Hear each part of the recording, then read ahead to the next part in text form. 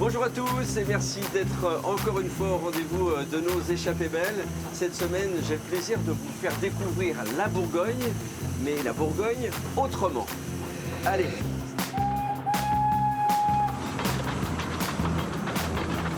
C'est quoi son histoire à cette locomotive? Elle a été construite en 1938. Elle servait à aller chercher des betteraves dans les champs. Ça veut dire qu'il y avait des voies de chemin de fer dans les champs? Tout à fait. Des petits aiguillages qui étaient sur les bords des routes. Il y a les camions qui sont arrivés dans les années 60, donc elles n'avaient plus trop d'utilité. Alors c'est depuis 1978 qu'il y a des bénévoles, des passionnés, des pionniers qui ont trouvé ces petites locomotives, ils les ont amenées ici et ils ont construit la voie sur 7 km.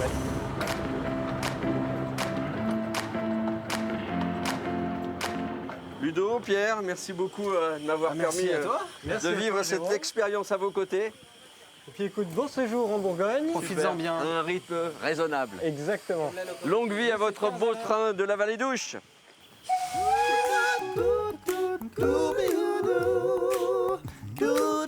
Et c'est au travers de balades à vélo, le long de ces voies navigables et au cœur de ces vignes, en parcourant en bateau ces nombreux canaux qui serpentent dans la campagne ou encore en randonnant sur ces reliefs verdoyants que j'ai envie de redécouvrir ce territoire aux paysages bucoliques et au riche patrimoine.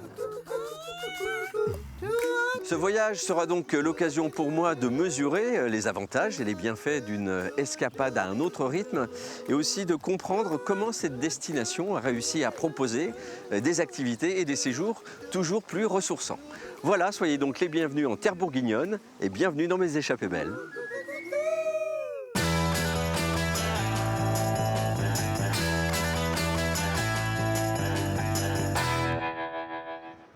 Une échappée belle en Bourgogne. Bonjour messieurs, dames. Vous allez où? Et je dis ça en Méditerranée. En Méditerranée?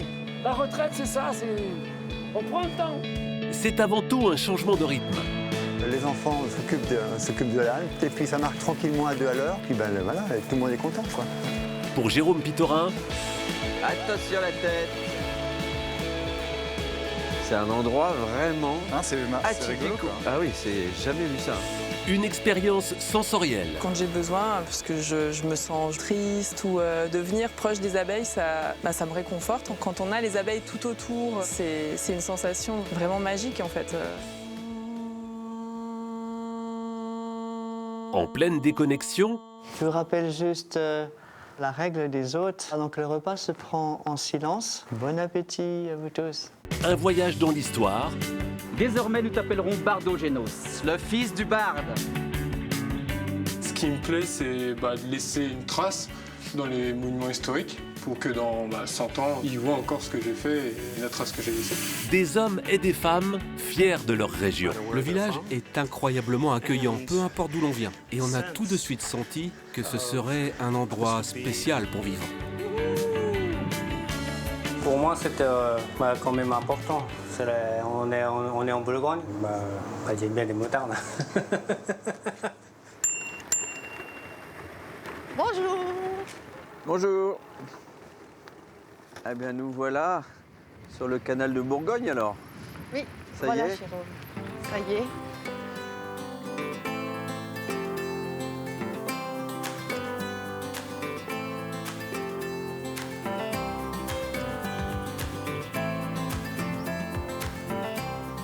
Il y a beaucoup de virages, tu vois, on tourne, on ne sait jamais c'est ce qui se ouvre à nous après le prochain virage. C'est pas monotone en fait. Non. Moi j'adore. Tout ce que j'aime là.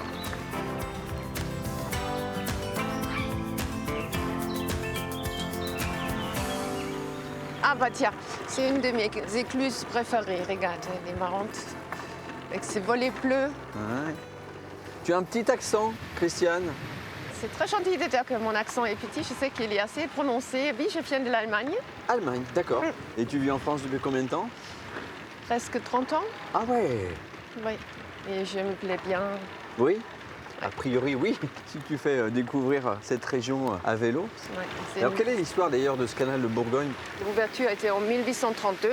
C'est un très joli œuvre qui a quand même une longueur de 242 km. Ah oui, en totalité. Donc il faut savoir qu'ici en Bourgogne, nous avons plusieurs canaux. C'est le canal de Bourgogne ici, le canal du Nivernais pas Ouais. très loin, le canal du centre. Et tout ce canaux sont reliés entre eux. Mais le but, c'était quand même de créer un lien entre la côte atlantique et la Manche, et puis la Méditerranée. Qu'est-ce qu'ils acheminaient sur ce canal? Alors ici, on extrait la pierre de Bourgogne. Donc c'était très important de pouvoir acheminer la pierre direction Paris, parce qu'il y a de nombreux bâtiments qui sont quand même construits avec cette belle pierre calcaire. Donc il faut imaginer les chevaux qui tiraient les bateaux. Ça devait être quand même sacrément lourd et lent, surtout pour accéder jusqu'à la capitale. Et en retour, il y avait la paye qui était dans le bateau. Ouais.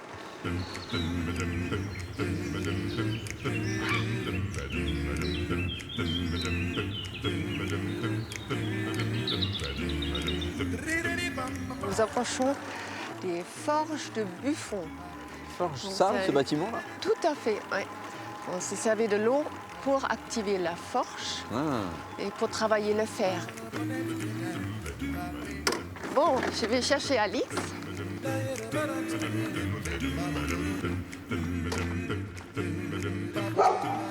Bonjour Alix. Bonjour Jérôme. Bonjour Jérôme, Alix Mounier. Alix, enchanté Alix. Eh bien, bienvenue à la Forge. D'accord, vous êtes qui par rapport à ce lieu? Alors je suis la fille des propriétaires, maman est propriétaire, elle l'a hérité de sa mère et donc ça fait depuis 1860 que c'est dans la même famille. Ok. Donc je représente la 7e génération. Ah, c'est super d'être toujours attaché à ce lieu finalement. Oui, attaché puisqu'on y vit. Oui, d'accord. On y passe du coup notre temps, notre énergie, mais voilà, nous sommes attachés à le faire découvrir, à le montrer. Le lieu est atypique parce que les bâtiments sont un petit peu dans toutes les orientations, il y a toutes les formes. Alors en effet, il y a beaucoup de bâtiments, parmi lesquels se trouvaient les logements des forgerons. Parce que donc Buffon a souhaité en faire un complexe intégré. Donc d'un côté, les habitations des forgerons qui vivaient là l'année avec leurs femmes et leurs enfants. Et de l'autre côté, l'usine, là vous avez à gauche la façade du premier atelier de la forge. Il y avait tout sur place et donc c'était une centaine de personnes qui vivaient ici en totale autonomie puisque de l'autre côté de la cour, il y avait un potager, un verger et une ferme où travaillaient les femmes et les enfants. Et c'est ici la forge. Et donc c'est ici l'entrée de la forge, oui. Ici. Ah oui, c'est surprenant ici. Ah, parce qu'on a à l'extérieur l'impression que le bâtiment est petit. Et donc on est accueillis par cet escalier d'apparat avec un fer à cheval et deux balcons sur lesquels donc les invités de Buffon prenaient place. Mais les invités pour quoi faire en fait? Et bien parce que Buffon les convient à un spectacle de la coulée de fonte en fusion qui s'effectuait ici. D'en haut, ça devait être un super spectacle puisqu'il faisait très sombre dans l'atelier. Donc on voyait cette langue de lave. Donc voilà, c'était toute une mise en scène que Buffon a créée dans son architecture avec cet escalier monumental. Alors on parle de Buffon, le naturaliste? Oui, c'est la même personne? Oui, c'est le même. D'accord. Donc il est l'auteur de l'histoire naturelle, une grande fresque dans laquelle il décrit les animaux, les végétaux et les minéraux. On oublie le règne minéral dans la nature. C'est vrai. Mais de par l'étude des minéraux, il va s'intéresser aux minerais de fer qu'il y avait en grande quantité dans notre région. Là, on entend quelque chose, c'est une roue à eau qu'on entend, c'est quoi? Alors, oui, non. On a donc tout le mécanisme de la soufflerie hydraulique.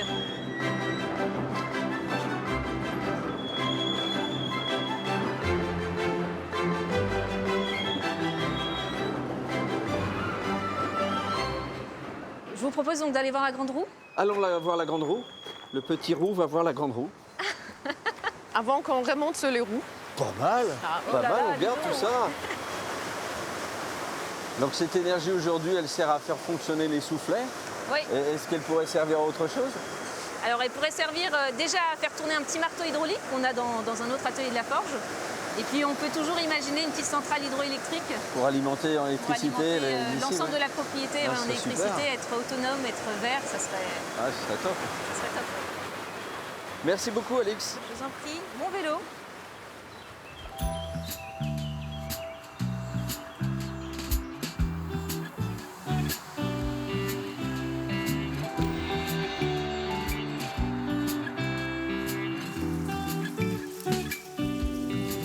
Bon voilà, on sort du port de Saint-Jean-de-Laune et juste à côté de la sortie du port, nous avons à droite l'entrée du canal de Bourgogne qui nous remonte direction Dijon. Nous sommes en train d'arriver sur la Saône. Plus de 1300 km de rivières et canaux, la Bourgogne-Franche-Comté est la région avec le plus important réseau navigable de France. Pour la brigade fluviale, le terrain d'intervention est immense. on est sur un gros volume de canaux, que ce soit le canal du Centre, le canal de Bourgogne, le canal du Rhône-Rhin. On est sur un nœud fluvial ici, et en plus on dispose sur un Bourgogne-Franche-Comté de grands lacs où il y a une grosse activité nautique. Toute l'année, Arnaud et Romain patrouillent sur l'eau.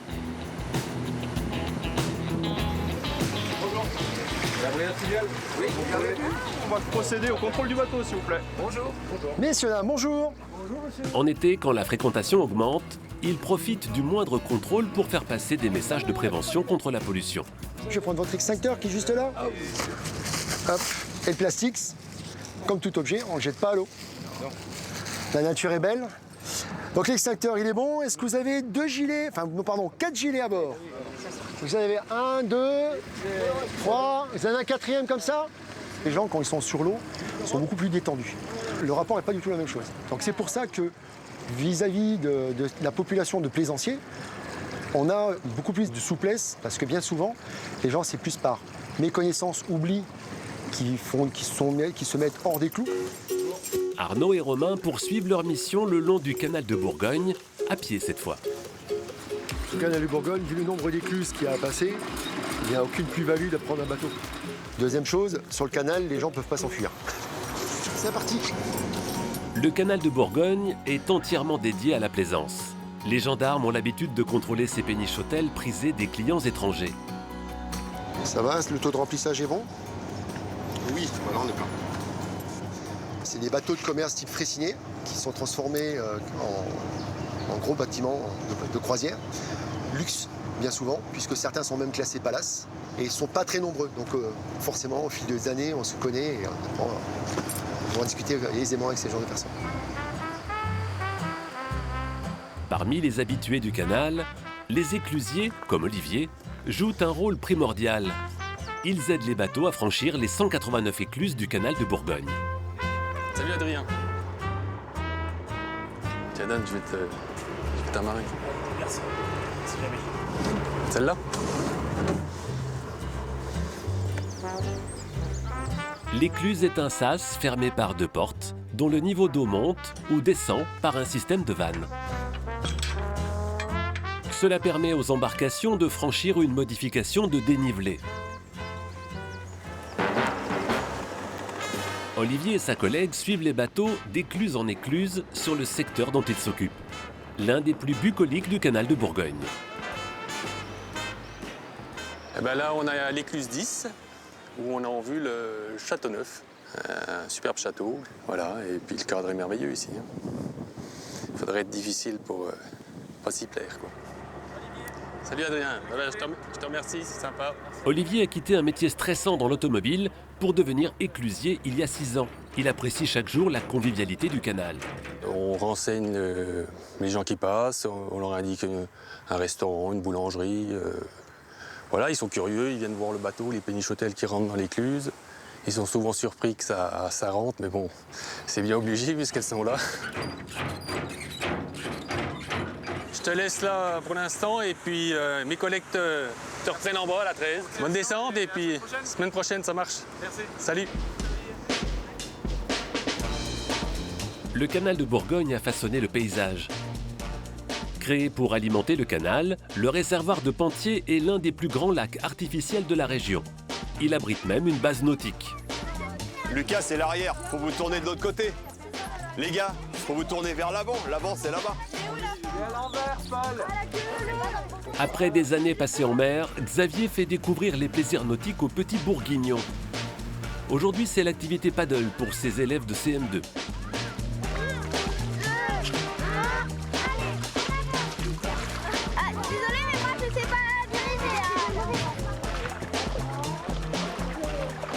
C'est pas culturel dans le coin. On part plutôt, quand on pense à la Bourgogne, les bons vins, les randonnées. Mais on a des plans d'eau, on peut faire de la voile, du kayak, du paddle. Allez, on y va. Vous allez voir que c'est rapide la traversée. Si vous avez un bon rythme, c'est rapide. Au bord de mer, on trouve un public qui est habitué depuis tout petit aux activités nautiques. Là, c'est vrai, ils arrivent sur un lac, ils se demandent un peu qu'est-ce qu'ils vont pouvoir faire. Et puis, Puis certains sont pas forcément à l'aise avec l'eau, hein. Et puis en fait, ça se passe super bien. La découverte, généralement, elle est positive.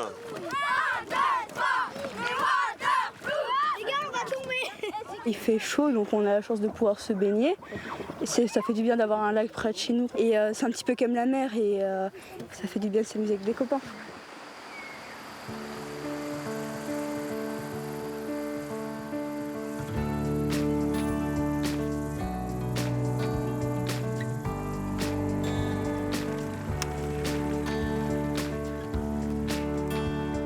Ils sont bien ces petits chemins parce qu'on est quand même assez tranquille. Hein. Vraiment, pour se ressourcer, c'est l'idéal. Je voudrais te présenter une jeune vigneronne qui s'appelle Céline. Ok. Et qui va ce matin laborer ses vignes avec le cheval. Donc c'est extrêmement intéressant et j'aimerais bien les découvrir aussi pour les futures balades. Ah, tu voudrais intégrer ça à ton programme? Oui, tout à fait. Ah, tu fais du bon boulot, super. Ouais, c'est bien, ma belle. Ok, tu m'attends là.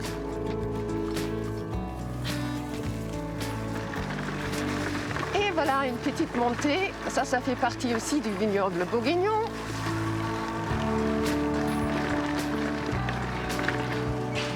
Une vraie ferme. Oui. Avec la voiture qui va avec. Droit devant, ma belle. Droit devant. Très, très bien. Disons, c'est pentu là, ça doit être compliqué. Voilà, super. Ok, tu m'attends. Bonjour Céline. Bonjour Christiane.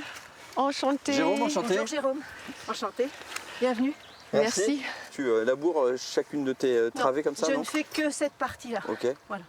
J'ai 7 hectares et demi, j'en fais 1 hectare en traction animale, en attendant de pouvoir faire plus.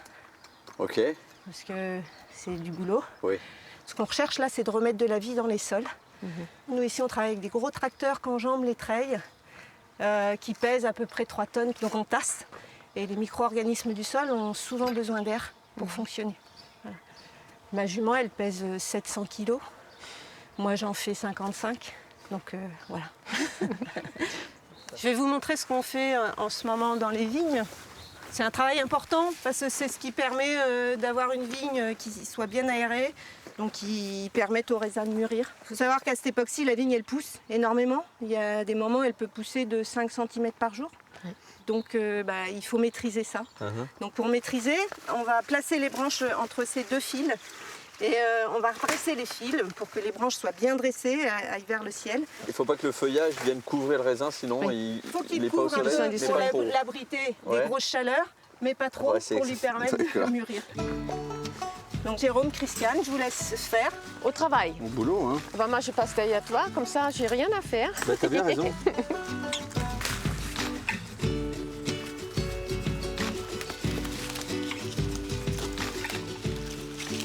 Là, une belle portion avec beaucoup de raisins, là. Ça va être une belle année, qui nous fait plaisir, après ces années de disette. Et toi, donc, ta famille, vous êtes depuis plusieurs générations dans la vigne? Oui. Mes aïeux et aïeuls sont nés ici. Hein. Ma famille allait à 10 km à la ronde, on n'est jamais allé plus loin. Okay. Mais bon, avant, on n'avait que les chevaux pour se déplacer. Ouais. Moi, je suis partie, mais je suis revenue. Je suis revenue il y a une vingtaine d'années, après avoir fait un autre métier. Tu étais dans quel secteur? Je travaillais dans le traitement de l'eau. Ah oui. Je dégustais de l'eau. Un autre liquide, mais moins épanouissant que déguster du vin, j'imagine. Oui, c'est vrai. c'est vrai. Et puis c'est une région que j'aime beaucoup. Je pense qu'il y a plein de choses à faire ici. Aujourd'hui, alors Tonnerre, avant c'était une ville industrielle, on ne parle plus que de ça, du passé industriel de Tonnerre, je dirais, peu importe. Ouais. Aujourd'hui, ce qui est important, c'est ça, c'est le terroir, donc c'est la vigne, mais c'est aussi les céréales. Il y a des gens qui font du pain dans le coin, il y a des gens qui font du maraîchage, il y a des gens qui produisent des cochons de plein air, donc voilà, il y a une activité liée à la terre qui, moi, je trouve, est magnifique. Et j'y suis très attachée. Allez, Absinthe. Absinthe, elle s'appelle? Absinthe, oui. Ah oui. Elle vient du Doubs. C'est une comtoise. Si c'est une comtoise, elle est peut-être pas très commode du coup. Mais toujours à l'heure. En tout cas, elle est gourmande.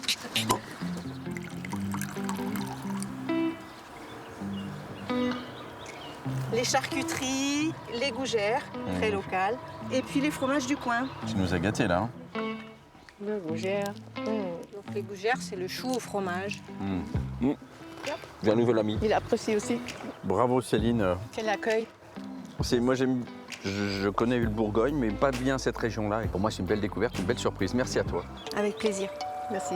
Avec plaisir.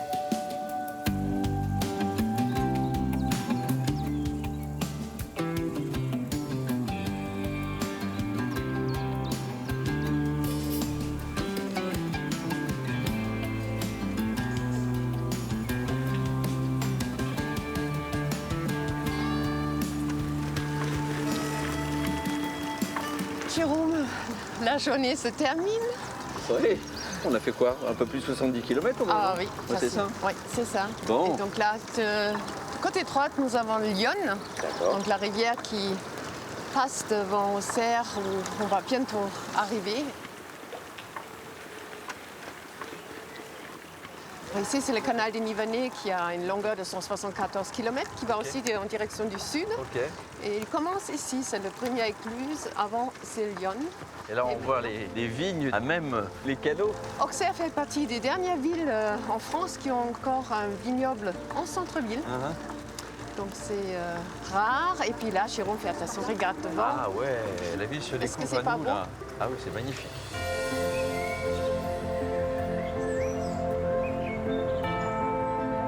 Donc la cathédrale d'Auxerre, Saint-Étienne et le pont Paulbert. C'est magnifique cette vue là. Cathédrale, ah oui, dis donc. Là, on voit bien la couleur de la pierre de Bourgogne. Dans toute sa splendeur. Ouais, le calcaire blanchi là.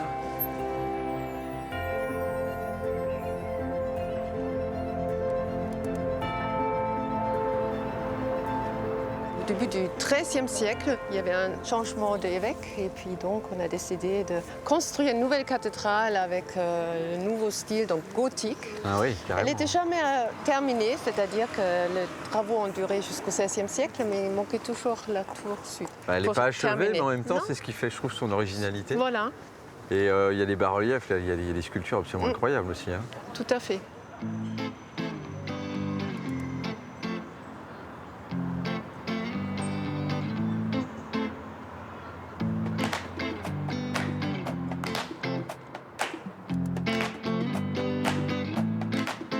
Ça, c'est vraiment le cœur historique d'Auxerre, qui donc, est la place la plus ancienne. Autrefois, les calèches venaient par là, c'était la porte de Paris. Et puis en XVe siècle, on a racheté cette horloge solaire avec un décor style flamboyant. Donc ça, c'est une image emblématique d'Auxerre en fait. Absolument. Et c'est en entrant par là, quand je suis venue il y a 30 ans, je me suis dit, mais qu'est-ce que c'est beau, qu'est-ce que c'est agréable, une taille humaine. Et voilà, c'est pour ça que je suis restée, tu vois. Parce que tu venais de quelle ville en Allemagne, toi? Stuttgart. Oui, donc grande ville. Plus grande. Oui, Oui. c'est ton lieu maintenant. Absolument, oui. Et Auxerre particulièrement? La Bourgogne. Ouais. Auxerre, oui, c'est sûr que je suis très attachée, mais rien. Lyon, le département, avec la nature que tu as pu découvrir aujourd'hui, tout ça, je me sens chez moi. Oui. Bah, tu vois, tu m'as emmené sur tes chemins, j'ai envie de dire, sur tes routes. Tu as touché dans le mille, en fait. Ah bah, dans je tes suis balades ravie. thématiques, en tout cas, oui, je pense que tu as deux éléments qui me touchent, la nature et le patrimoine. Donc, bravo et merci. C'est moi qui remercie. Ouais, c'était très chouette. Merci beaucoup, c'était une belle journée.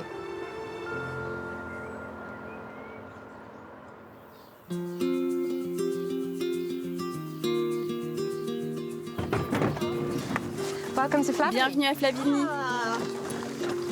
Un bon endroit pour des photos. Le petit village de Flavigny-sur-Ozerain est un incontournable des tours organisés par Catherine.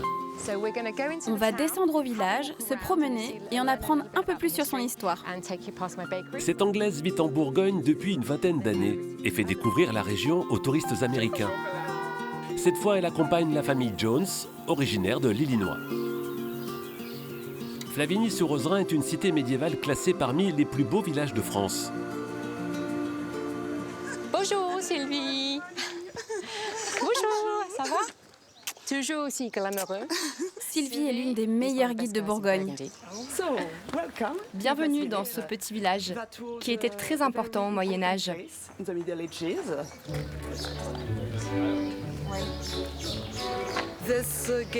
Cette porte date du XIIIe siècle.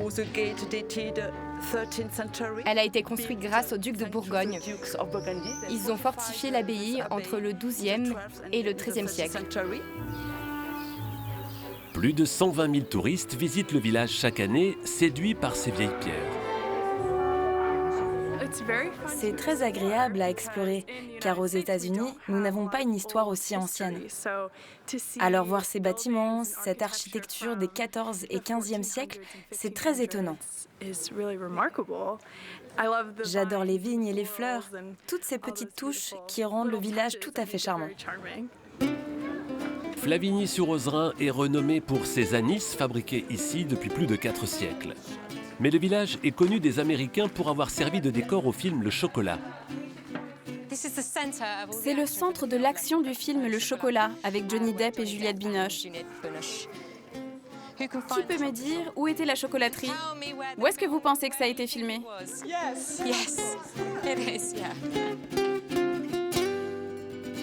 Flavigny-sur-Ozerain, c'est une image typique que qu'est-ce qu'ils pensent que c'est le vrai France. Voilà, bon, on est à Paris, mais là, c'est vraiment, ils pensent vraiment le côté rural. C'est exactement qu'est-ce qu'ils voient à Flavigny. Ce petit village de 300 habitants plaît beaucoup aux étrangers et notamment aux anglo-saxons. Quand elle n'accompagne pas les touristes, Catherine travaille à l'ouverture prochaine de sa boulangerie. Coucou! La dernière a fermé ses portes dans les années 70. Catherine se sait très attendue. Pour une Anglaise de vendre le pain aux Français, c'est quand même super. Il y a beaucoup de pression dessus quand même. C'est comme les Français qui vont faire le fish and chips en Angleterre, quoi. Aujourd'hui, elle réceptionne la pièce maîtresse de la future boulangerie. C'est le four. C'est ça que j'attends depuis l'année dernière. Et c'est vraiment génial. Depuis des mois, Catherine rénove une ancienne maison du village. L'Anglaise voit les choses en grand. En plus de la boulangerie, il y aura un coin épicerie, un atelier chocolat et à l'étage, 4 chambres pour continuer à recevoir des touristes.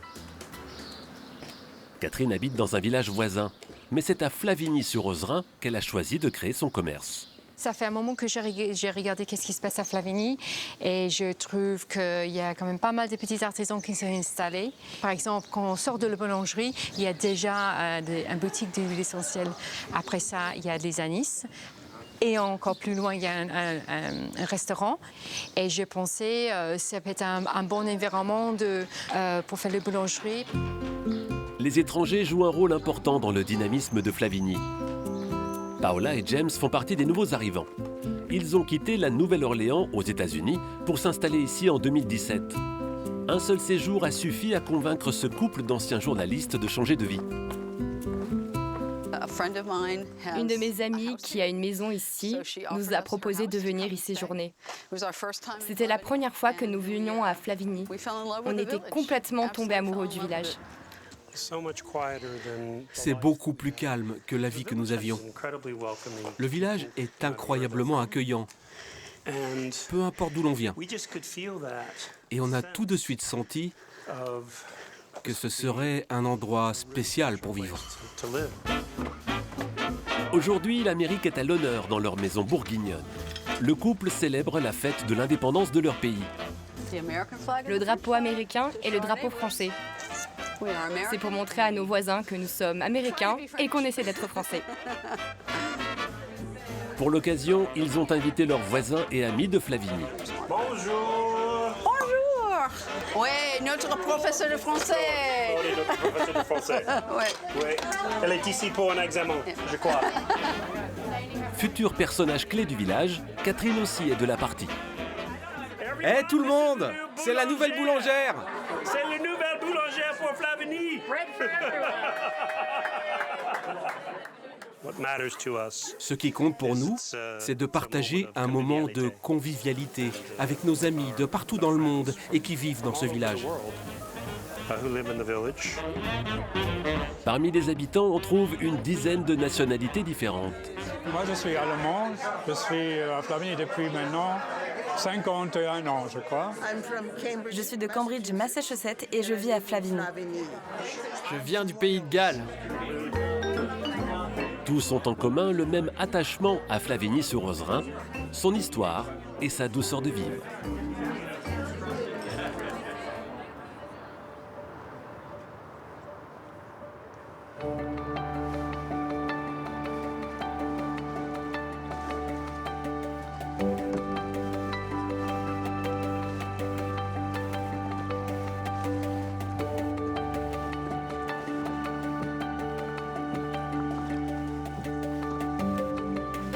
Salut Alfred.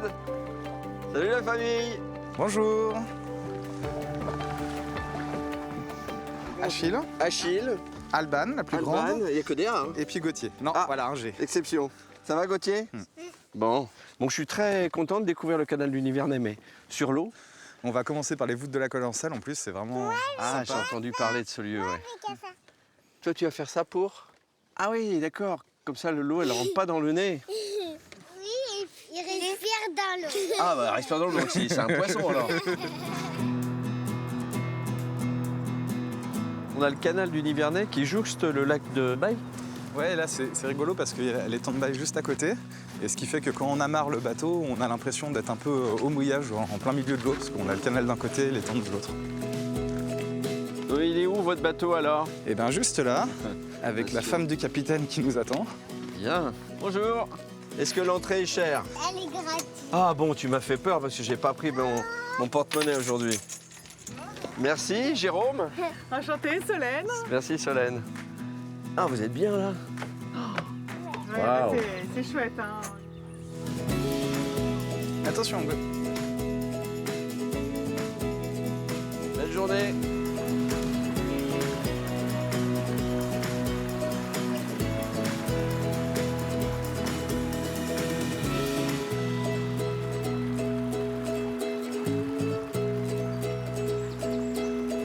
Donc là, on est dans une langue très étroite. Hein. Oui, là, on ne peut pas croiser les bateaux. Donc là, c'est assez incroyable parce que c'est vraiment la nature qui a repris sa place. Ouais. Ah ouais, ça va être beau là.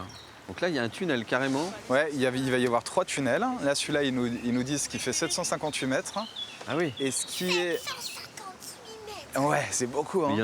Ça existe ailleurs en France, ces genres de tunnels? Alors, il y a d'autres endroits. Je sais qu'en Alsace, oui, il y a quelques tunnels. Mais là, ils sont assez longs. Et tu vas voir, on est dans le noir. Il y a juste un petit point lumineux au bout. Ah oui.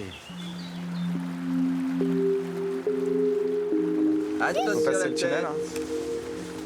Waouh. Oh là là! Ah, c'est une navigation particulière là. Je vais te guider à bâbord si tu veux.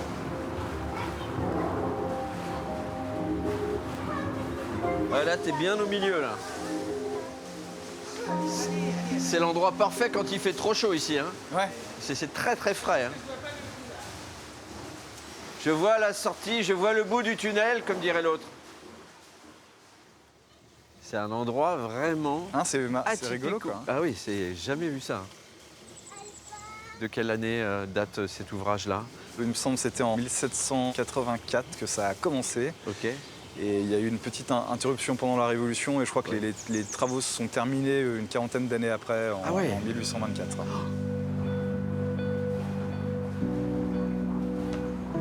C'est la jungle un peu, hein.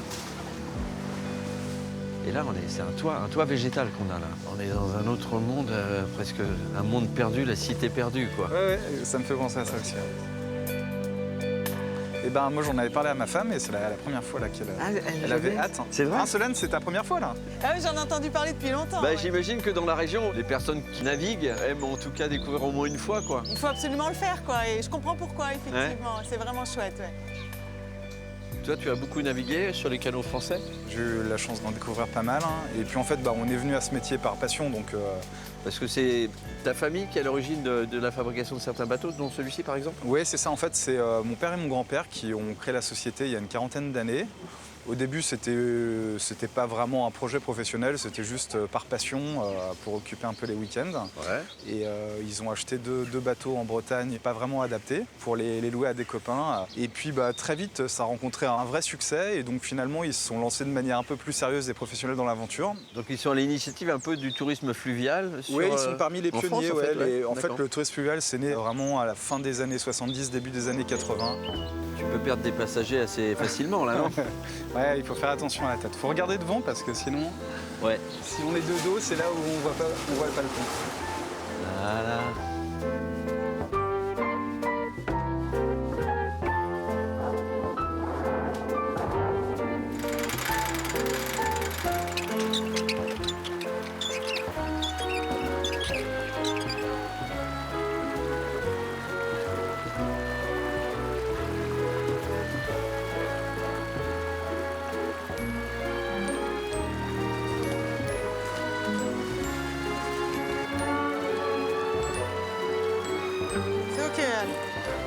Ça y est, c'est la dernière étape là. Au revoir les enfants. Encore merci. C'était super. Bonjour messieurs, dames. Vous allez où? Cherbourg, Paris, Auxerre. Là, je vais à Decize et je descends en Méditerranée. En Méditerranée?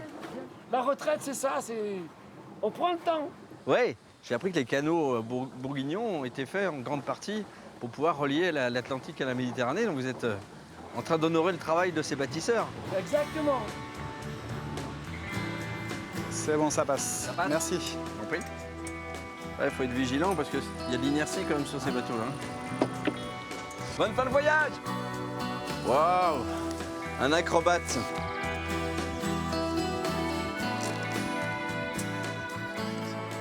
Alors, une des particularités du canal du Nivernais, c'est qu'il n'est pas au gabarit fraissinet, comme les autres. La taille des grosses péniches. Le gabarit fraissinet serait 35 mètres de long sur 5 mètres de large. Et celui-là, il est juste un petit peu plus petit, ce qui fait qu'il n'y a pas du tout de transport dessus. Donc c'est vraiment un canal de plaisance, où on ne va pas croiser de péniches de transport. En tout cas, je trouve que ce tourisme-là permet quand même de découvrir une région toute la journée. On est en contact avec l'air, on est en contact avec le soleil, avec les éléments. On ne se met pas de pression, on navigue, on trouve un endroit sympa, on s'arrête, on fait courir les enfants. Mais après, le canal du Nivernais, il est considéré par beaucoup de plaisanciers comme le plus beau d'Europe, en tout cas, le plus beau canal d'Europe. Ouais.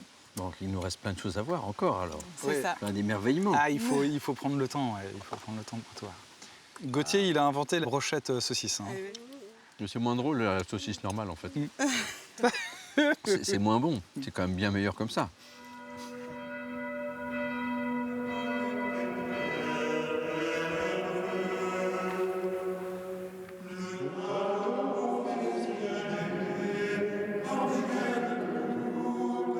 Depuis 900 ans, ces chants liturgiques résonnent à l'abbaye Notre-Dame de Cîteaux. L'une des nombreuses abbayes de Bourgogne, mais l'une des rares à être encore habitée par des moines. Originaire du nord de la France, Patrick a choisi d'y passer une semaine de retraite. Donc vous avez une chambre toute belle, sobre. Ça me fait beaucoup de bien, on se sent accueilli.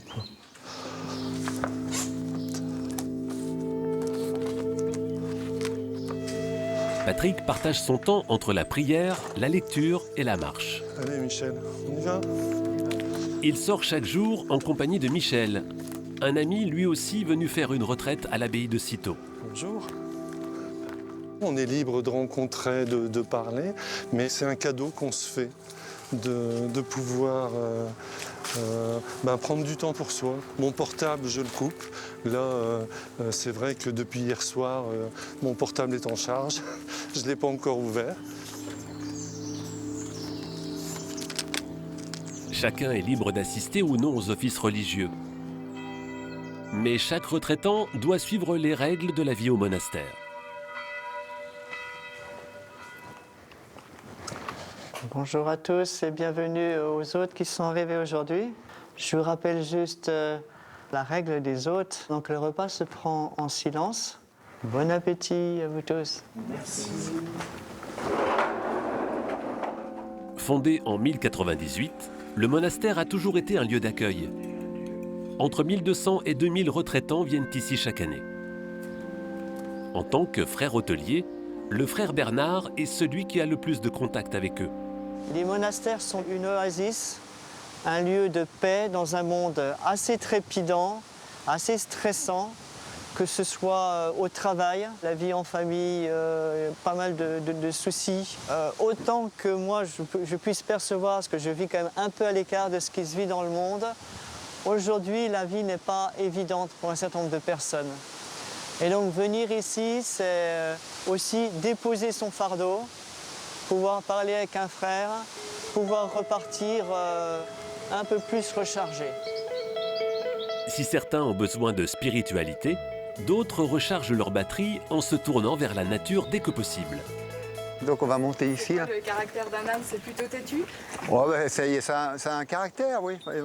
Mais comme ils sont entraînés à marcher, à partir en randonnée, bon, il n'y aura pas de problème, quoi. Voilà. Ils peuvent être un peu gourmands à des moments. Dans le sud de la Bourgogne, cette famille s'apprête à partir en randonnée avec 2 ânes. Pousse-toi, Popo. Donc là, je vous montre comment on met le bas, comme ça. Ouais. Vous ferez pour Gaspard. Francis est ânier depuis 15 ans. Et selon lui, l'âne est le compagnon de route idéal pour une promenade en famille. Donc l'âne, il donne le rythme de la balade. Les enfants s'occupent de l'âne, peuvent monter dessus éventuellement, quoi, voilà. Et puis ça marche tranquillement à 2 à l'heure, puis ben, voilà, tout le monde est content, quoi. Voilà. Perrine, Olivier et leur fille vivent dans la région. Ils profitent du week-end pour ralentir le rythme et se ressourcer. Des fois les semaines, on court beaucoup, un peu de stress avec le travail. Donc un week-end un peu bucolique, des choses qui changent. Ça fait toujours du bien. Puis je pense que ça plaît pas mal aux filles aussi. Avec les ZAD, on doit faire attention à se mettre devant pour pas qu'ils nous marchent sur le pied et prévenir qu'on est derrière, sinon ils peuvent nous donner un coup de pied. Ça va, ils sont gentils.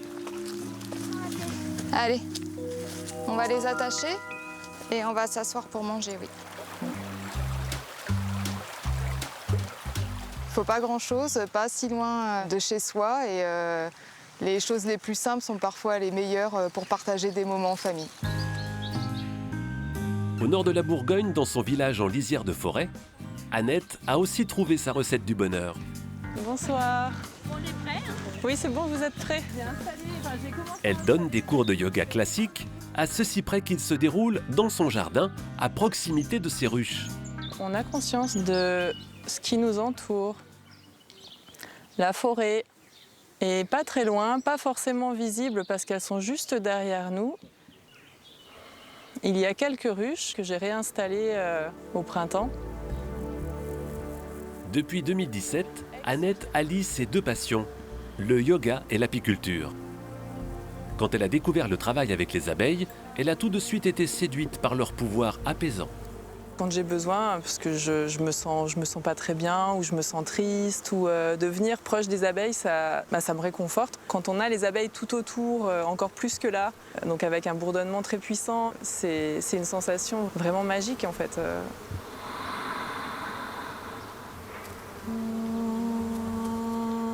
C'est un peu comme si, quand on écoute les abeilles, elles prononçaient continuellement ce home. Il y en a pour qui ça peut stresser, le bruit des abeilles. Mais moi pour le coup, c'est quelque chose qui m'apaise. Ça me permet de se concentrer, de vraiment se poser, quoi. Pour l'instant, Annette laisse les ruches à distance.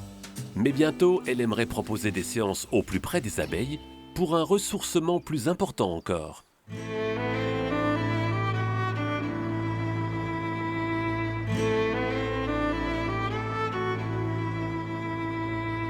Bratercatis.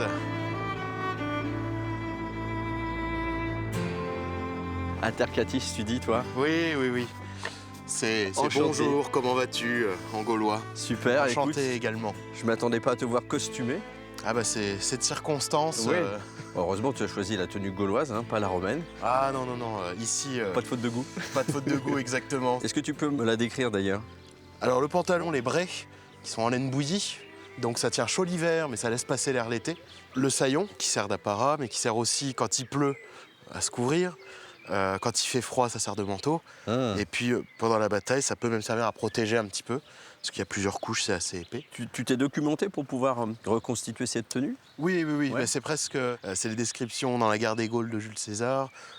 Pline aussi l'a décrit, la tenue gauloise, c'était à peu près ça. Là, je suis même pas armé aujourd'hui. Donc là, tu es sur la mode des années moins 50 et quelques avant Jésus-Christ? C'est ça, exactement, la Athènes tertiaire. À la Fashion Week, on était comme ça? Voilà, exactement. Et j'ai vu que tu avais emmené de quoi lire en m'attendant? Voilà, tout à fait. Elle est magnifique. Donc c'est une reproduction d'une lyre qu'on a retrouvée sur une stèle en Bretagne. Mais je te laisse la surprise pour tout à l'heure. D'accord. Du son que peut faire cette lyre.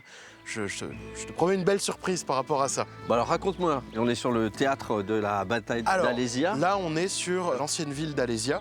Donc on appelle ça l'Oppidum, là où vivaient les Gaulois en fait finalement. Oui, et la ville en elle-même représente, on va dire à peu près 2/3 de Paris intramuros. Voilà, ici on voit quelques pierres, mais Alésia c'est vraiment beaucoup plus important, c'est très grand. On est sur plusieurs dizaines de milliers de personnes qui habitaient ici. Parce que les Gaulois, c'est une association de plein de peuples. Hein. On dit les Gaulois, parce que César les a décrits comme ça. Il y en a plein. Déjà, c'est 3 Gaules. Alors, avec des valeurs communes quand même. Le conseil des Carnutes qu'on voit dans Astérix, ça c'est vrai.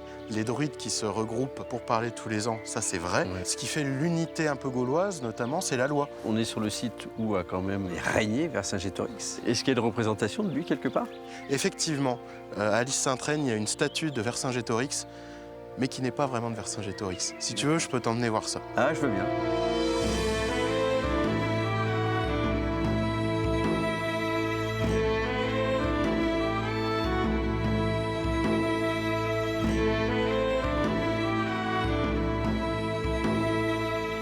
Alors dis-moi, est-ce que ce Vercingétorix c'est fidèle à ce qu'il a été? C'est pas Vercingétorix qu'on a là, c'est Napoléon III. Les traits de la statue sont en fait les traits de Napoléon III, qui a voulu se représenter en roi gaulois. C'était un petit peu la propagande napoléonienne de faire revivre nos ancêtres puissants, les Gaulois. Donc le visage, on entend, hein, parce que je n'ai pas souvenir qu'il ait une grande moustache comme ça. Hein, voilà, alors on est d'accord. Ça, c'est l'image du Gaulois homme des bois, on va dire. Alors là, si on devait faire un portrait de ce qu'aurait pu ressembler un petit peu Vercingétorix, déjà on lui coupe les cheveux.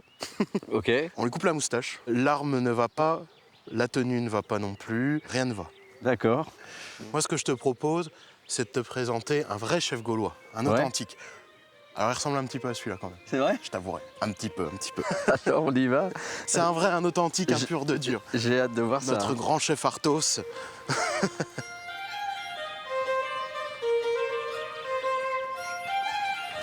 Ah, je vois qu'on arrive chez Arthos. Chez Arthos, avec l'effigie de l'ours. Arthos. Bratarcatis, Nato. Bratarcatis. Atarcatis? Bratarcatis, d'accord. C'était une marque de politesse chez les Gaulois, et ça veut dire beaucoup de choses. Hein. Ça veut dire bonjour, est-ce que tu as bien dormi, est-ce que ta femme a été heureuse cette nuit, voilà. Ah oui, c'est assez vaste. C'est assez vaste. Tu te dois de porter le saillon, le petit saillon d'été. D'accord. Hein, donc je te couvre avec mon petit saillon d'été. Oui, voilà. je me demande ce qu'est le saillon d'hiver, parce que c'est déjà assez chaud celui-là. Ah non, le saillon d'hiver est beaucoup plus épais. Le saillon d'hiver est beaucoup plus enveloppant, on va dire. Il peut descendre jusqu'au pied. Il est très léger et il te va très bien. Bon, je te remercie en tout cas de me faire presque, je sais pas, de m'adouber en tout cas. Voilà, c'est ça. Maintenant, tu sauras que tu fais partie de la tribu des Monts-du-Bien. Monts-du-Bien, voilà. Bon. Donc là, la festivité du jour, tu semblais dire que c'était... le baptême du fils de notre barde. Là, mon fils va s'appeler Bardogénos. Le fils du barde, celui qui descend du barde, précisément. Mais suivant ce qu'il va accomplir, il changera de nom. Voilà Mignos, ma femme, avec le futur Bardogénos. Bonjour. Ça va Mignos? Ça va. Et il a conscience de ce qui va se passer ou pas? On lui a expliqué que c'était la fête, que voilà, c'était sa journée. Et puis il est content d'avoir tout le monde autour de lui. Donc, Nato, tu prends possession de ton véhicule? Pose ton pied sur ma jambe, vas-y. Je m'en servais plus de cette jambe de toute façon.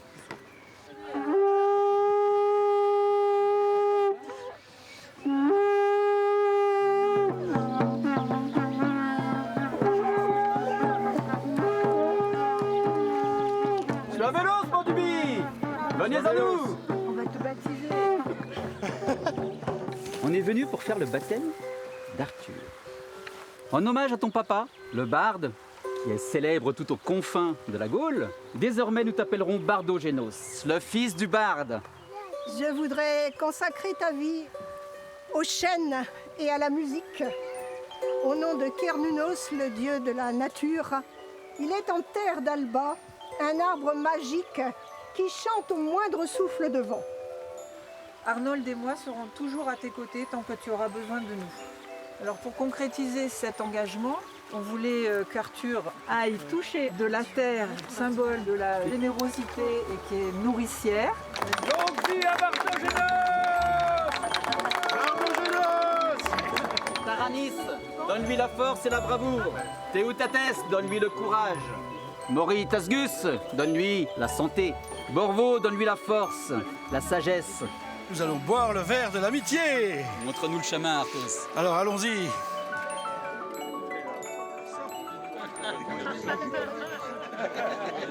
Bon, c'était magnifique cette cérémonie là. Ah bah merci. C'était vraiment chouette. Tu veux une petite pousse? Petite cervoise. Voilà. C'est une cérémonie qui n'a rien à envier à un baptême religieux actuel en fait. Ah oui, non, c'est religieux aussi, mais c'est païen, c'est pas catholique ou quoi, mais rapport aux éléments, à la terre, sous un chêne, avec de l'eau, de la musique, donc le druide qui a fait voilà, le lien avec les éléments, et c'est un tout, et on intègre l'enfant dans le monde en fait. Donc c'était une belle surprise et une belle cérémonie, tout le monde a aimé. Oui, c'est clair. Moi le premier en tout cas, j'ai trouvé que les gens aussi étaient très attentifs.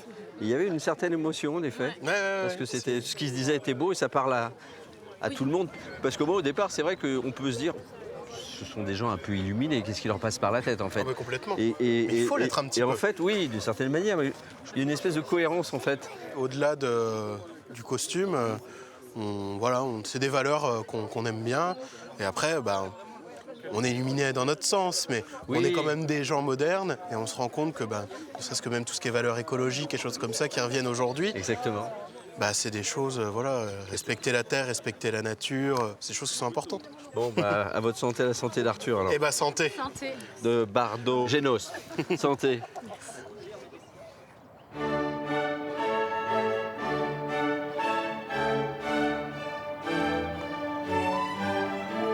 Terre d'histoire et de patrimoine, la Bourgogne compte plus de 500 châteaux publics ou privés. Niché dans un écrin de verdure, le château de Bussy-Rabutin a été au XVIIe siècle la demeure d'un personnage haut en couleur, le comte Roger de Bussy-Rabutin. Courtisan de Louis XIV, militaire et homme de lettres, un de ses pamphlets causera sa perte. Il va écrire un manuscrit intitulé « Histoire amoureuse des Gaules ». Et cette histoire amoureuse des Gaules, ce manuscrit dépeint les portraits des dames et des courtisans de la cour, et il va un petit peu se moquer des amours des uns des autres, et il va également s'en prendre aux amours de Louis XIV avec Louise de la Vallière. Et le roi Soleil est d'accord pour se moquer des malheurs des autres, mais pas des siens. Roger de Bussy-Rabutin est emprisonné à la Bastille avant d'être envoyé en exil sur ces terres bourguignonnes. À travers la décoration intérieure du château, il exprime sa vision caustique de la cour de Versailles. Il règle ses comptes avec certaines courtisanes dont il expose les portraits. Et les phrases qui se trouvent sous les portraits sont de lui, mais ne sont pas du tout à l'avantage de ces dames. Madame de la Baume, son portrait se trouve juste ici. Il s'agissait de la meilleure amie de sa maîtresse. Et si on lit un petit peu la phrase qui se trouve en dessous, on peut lire « Catherine de bonne marquise de la Baume, la plus jolie maîtresse du royaume et la plus aimable, si elle n'eût été la plus infidèle. » Ce château à l'histoire originale appartient à l'État depuis 1929. Mais ce joyau du patrimoine, entouré de douves, est menacé par l'humidité. Pour y remédier, un grand chantier de rénovation a commencé il y a plusieurs mois. Près de la moitié du château est en travaux. Tu me passes le mètre, s'il te plaît? Merci. Les maçons sont chargés d'assainir les sols et les murs. Après-guerre, les maçons ont mis du ciment prompt. Donc ils pensaient que le ciment faisait respirer les murs, alors que pas du tout. À notre époque, on s'est rendu compte que c'était tout le contraire. Et pour ça qu'on refait tout en chaud. Jordan et son collègue sont spécialisés dans la restauration de monuments historiques. Ils savent qu'il y a des règles à respecter. Alors là, on ne soupçonne pas, mais derrière cette porte en bois, il y a un papier peint d'époque et auquel on n'a vraiment pas le droit de toucher. Jordan est aussi tailleur de pierre. Le jeune homme est heureux de mettre ses compétences au service de la préservation du patrimoine. Ce qui me plaît, c'est de laisser une trace dans les monuments historiques pour que dans 100 ans, ils voient encore ce que j'ai fait et la trace que j'ai laissée. Dans quelques mois, le public pourra visiter la totalité du château dans toute sa splendeur. À une quarantaine de kilomètres de là, le château de Commarin date du XIVe siècle. Il a échappé au pillage de la Révolution, aux guerres, et n'a jamais été vendu. Il appartient à la même famille depuis 900 ans. Bertrand représente la 26e génération de propriétaires. Il est très attaché au château, comme au village. Bonjour. Bonjour Michel, ça va? On vient profiter du dernier jour d'école. Je suis né à Commarin et les premières écoles, c'est les écoles du village. Donc l'école de Commarin était la deuxième. J'étais dans une petite école d'un village à côté, d'abord en CP et puis ensuite en CE à Commarin pendant 2 ans. En 2015, Bertrand est revenu vivre à Commarin, dans la demeure familiale. Le château de Commarin, c'est d'abord ma maison. Quand on est enfant, c'est une maison. Encore que c'est une maison dans laquelle quelquefois on peut avoir peur, parce qu'il y a des grandes pièces dans le noir. Mais c'est une chose à laquelle on s'habitue. Et quand on voit ça rétroactivement, une fois adulte, on se dit qu'on avait beaucoup de chance, évidemment, de grandir dans un espace pareil. Cette immense bâtisse compte une quarantaine de pièces chargées d'histoire, comme ce grand salon de 180 mètres carrés. On y a passé beaucoup de Noël. Et puis on y passe également du temps pour des réceptions. En 1976, on a eu par exemple la visite de la reine-mère d'Angleterre. Il y avait tout un décorum autour d'elle, bien sûr, beaucoup de prestance également. Donc ça, c'est un événement dont on se souvient. J'étais un petit garçon avec la reine-mère. Il y avait également d'autres enfants du village, des copains à cette époque-là. Et évidemment, c'était la fête pour tout le monde, bien sûr. Bertrand doit aujourd'hui gérer cet héritage familial. En journée, il partage le domaine avec les touristes. Plus de 25 000 curieux viennent ici chaque année. Et pour en attirer encore un peu plus, Bertrand a eu l'idée d'installer un café à l'entrée du château. Je commence par le plus important, le chardonnay et la tisane. Merci. À la vôtre. Merci. Je vous en prie. Bonjour madame. Pendant la haute saison, le châtelain prête main forte à ses employés et assure aussi le service. Être propriétaire d'un château aujourd'hui, il faut quand même retrousser ses manches. Et ici, à Commarin, la façon dont on a choisi de retrousser nos manches, c'est de créer cette terrasse et donc d'avoir une activité touristique comme n'importe qui le ferait. Et en ça, je ne suis pas différent des autres. Bertrand se consacre entièrement au château pour le faire vivre au quotidien et l'ouvrir à un large public. Son but, continuer à écrire l'histoire du château de Commarin.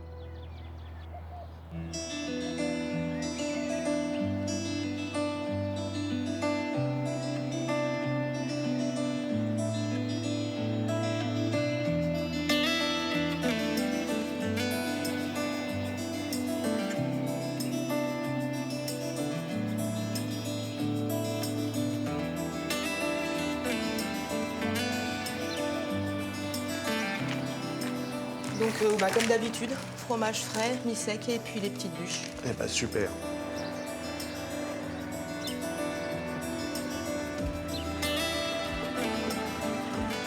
Oui, c'est ouvert. Salut. Comment ça va? Bonjour. Bonjour. Salut Frédéric. Salut. Bienvenue à Saumur. Oui, bah oui. Merci. Très Voilà. très jolie petite ville, là, de ce que j'en ai vu en tout cas en arrivant. Je présente Laetitia. Enchanté Laetitia, Jérôme. Productrice de fromage. Ah, génial. Voilà. Chèvre. Chèvre. Ah, c'est original dans la région. Oui. Hein? On connaît les poisses et toutes les grandes signatures de fromage. Bon, tu vas me faire une recette peut-être avec du chèvre? Eh ben oui. Ouais? Ouais, pas de problème. Très bien. Donc ça, c'est ton établissement, Les Minimes? C'est ça. Et c'est un restaurant qui existe depuis longtemps? Oui, au moins une 50aine d'années. Ah ouais? Ouais. Voilà. Merci. Et bonne cuisine et à la semaine Merci, prochaine. à la semaine prochaine. Bon Salut. courage. Merci. Alors, montre-moi ta cuisine un petit peu. Voilà. Donc, tu travailles tout seul ici? Ouais, je suis tout seul. Donc je vais être le commis du jour. Je t'ai préparé une veste. C'est une veste à toi? Alors, qu'est-ce que tu fais aujourd'hui? C'est quoi la recette du jour? On va faire des gougères. Ah oui. Et on va les farcir avec des escargots. Et une crème de chèvre. Ah, ça c'est original pour le coup. Voilà. Ouais, donc le produit bourguignon. À fond. On va mettre de l'eau. Après, je vais te laisser couper le beurre. Donc c'est une pâte à choux, là, la gougère. Une pâte à choux, Ouais. tout simple, ouais.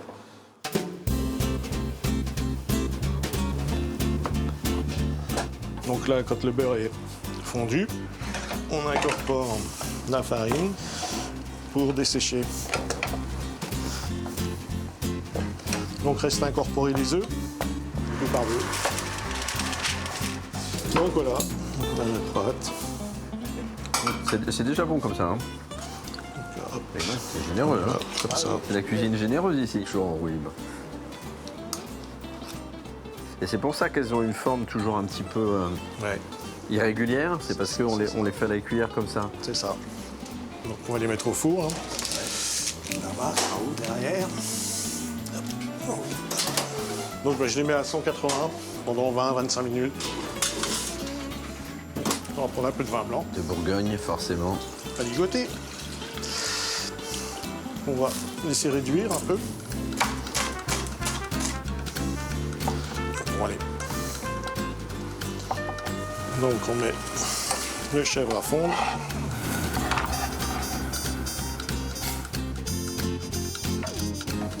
Et tu changes de carte régulièrement? Enfin, ça change en permanence. D'accord. Suivant les produits que j'ai, que je trouve, et voilà. On fonctionne à l'ardoise. Ouais. Donc comme ça, un produit que j'ai plus, j'en mets un autre. Et voilà. Ouais, bah, faut que tu fasses avec les saisons, forcément. Et voilà, on a une sauce qui est réduite, nappante. Donc bah là, on a la sauce qui est prête. Je vais te laisser avec Manu. Ah, ton épouse? Voilà. Ouais, moi. Ça va Manu? Enchanté. Enchanté Jérôme. Bon, bah oui, j'ai appris la recette là. Ça fait content de toi? Ah, je sais pas, mais en tout cas, moi je suis content d'avoir la recette. Hein. Alors, on va laisser le chef parce qu'il a un petit peu de boulot pour faire sa mise en place. Ouais, d'accord. Ce que je te propose, c'est qu'on aille se balader à Semur. Il fait super beau. Ah bah super, ouais. À tout à l'heure, Fred. Merci. À tout à l'heure, salut.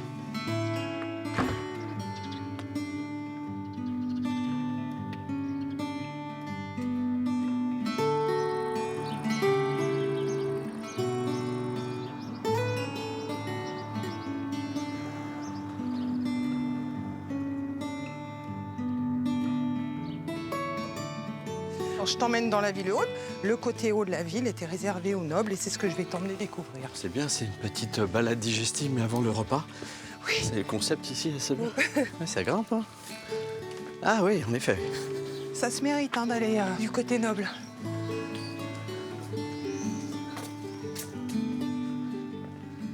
C'était une place influente pour les religieux ici? Alors, l'histoire de la ville de Semur est liée à celle de l'abbaye de Flavigny-sur-Ozerain. Ok. Donc, les moines étaient assez puissants à l'époque et ont voulu donc s'étendre. Ils ont choisi Semur, qui était une ville fortifiée. Le nom d'origine de Semur, Sénémuro, vieille muraille. Sénémuro, ah oui, vieille, d'accord. Ouais. Okay. Semur a ensuite, au fil du temps, été rattaché au duché de Bourgogne. Et puis après, la ville s'est étendue. Au fil des siècles, en gardant son rayonnement en Bourgogne pendant très très longtemps. Donc les vestiges qu'on peut voir, ou les constructions en tout cas, c'est moyenâgeux. C'est principalement moyenâgeux, même s'il y a beaucoup de modifications par rapport à cette époque-là, mais on retrouve cette ambiance et puis ces jolies maisons à colombages que tu vois un petit peu partout. Ouais. Ça a beaucoup de charme, je trouve. C'est exactement ça, c'est une ville charmante. Et il fait bon y vivre. Hein. Oui, et surtout aujourd'hui. Hein. J'aime beaucoup. On va aller se promener donc rue Buffon.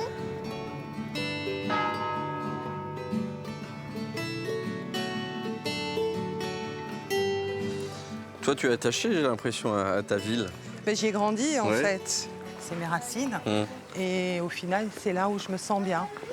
Il y a une histoire aussi sur cette ville, des attaches familiales, amicales.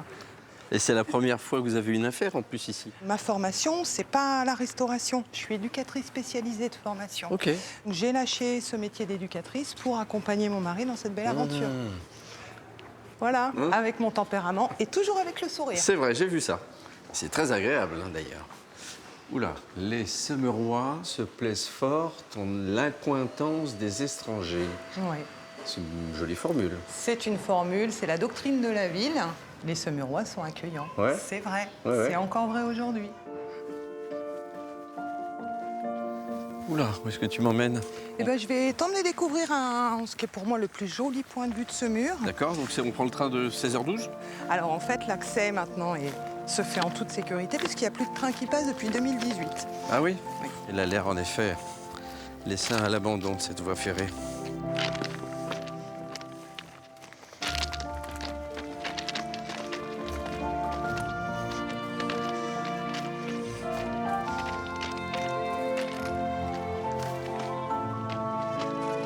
ça, c'est une vue imprenable.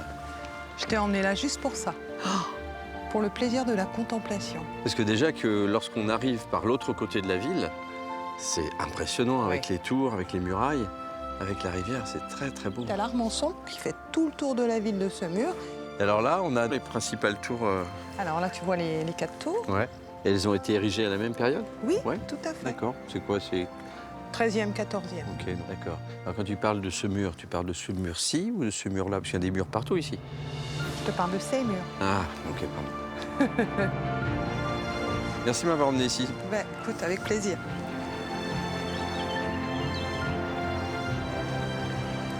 Chef, on aura une gougère, 2 menus du jour, un café gourmand. Allez, gougère, ça commence. Le succès n'est pas loin, Fred.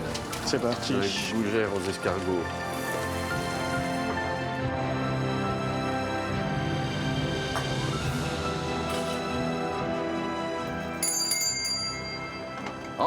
Enlevez, s'il vous plaît, pour la 18. La 22, hein. La 22 à Agnières, je crois. Alors, je crois que ça, c'est plutôt la 23. Exactement, c'était pour voir si tu suivais. Je surveille. Je suis professionnelle, monsieur. 2 gougères, 2. 3.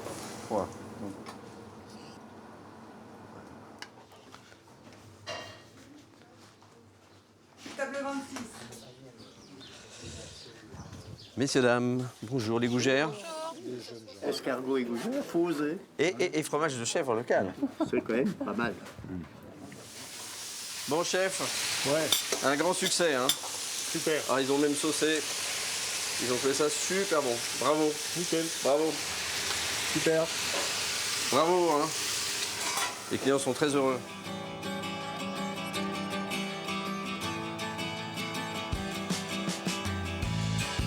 À côté des champs de colza et de blé, les champs de moutarde ont refait leur apparition en Bourgogne au début des années 90. Bertrand est en pleine récolte. La moissonneuse-batteuse sépare le grain de la paille et pour récupérer les graines et elle nettoie. Ancien cultivateur de betteraves, il s'est tourné vers la moutarde il y a une quinzaine d'années. On est parti sur la moutarde parce qu'il y avait une demande, donc les prix étaient intéressants. Et c'était une super idée de relancer ça. Pour faire du local, c'est quand même bête d'aller chercher les graines au Canada pendant qu'on est capable de les produire nous sur place.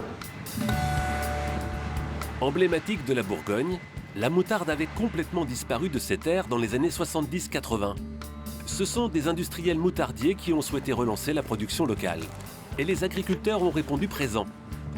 Les industriels avaient un besoin aussi d'avoir de la moutarde bourguignonne. Enfin, il y avait un besoin des deux côtés en fait. Nous, on voulait relancer cette culture-là parce qu'on cherchait d'autres cultures. Et ce qui a fait qu'on s'est tous mis autour de la table et du coup, on fixe les prix, on fixe aussi les qualités. L'avantage, c'est que cette filière-là, on la contrôle. La culture de la moutarde est une culture délicate, sensible à la sécheresse, aux maladies et aux insectes. Surnommé le Monsieur Moutarde de la Chambre d'agriculture, Jérôme cherche des solutions pour en améliorer le rendement. Ici, c'est une parcelle agriculteur où j'ai implanté 60 nouvelles variétés. Donc j'ai 4 plateformes comme ça en Bourgogne, avec à chaque fois les mêmes variétés qui sont dans différentes régions. Et ça me permet d'évaluer les variétés en fonction du sol et du climat local. À la fin de l'expérimentation, Jérôme n'en retiendra que 4 ou 5 qui seront cultivés par les agriculteurs l'année suivante. Vous pouvez voir cette variété-là, qui a un défaut principal, c'est qu'on voit qu'elle est sensible aux maladies. Les siliques sont noirs. Et donc là, on sait que c'est une plante qui était malade, donc le grain va être plus petit. Et donc on aura forcément des pertes de rendement, voire des pertes de qualité. Si on prend la variété à côté qui n'est pas malade, vous voyez, il y a une petite différence de couleur, mais il n'y a pas de point noir. Donc on sait d'avance que cette variété-là sera meilleure que celle-là en rendement. Et de toute façon, dans le contexte actuel avec le moins de pesticides possible, on va vers des variétés qui n'ont pas besoin de fongicides ou de pesticides. Donc on conservera cette variété-là et celle-là sera éliminée. Jérôme veut rendre la culture de moutarde plus attractive encore pour les agriculteurs. Car les graines bourguignonnes ne couvrent pour l'instant que 20% des besoins des industriels.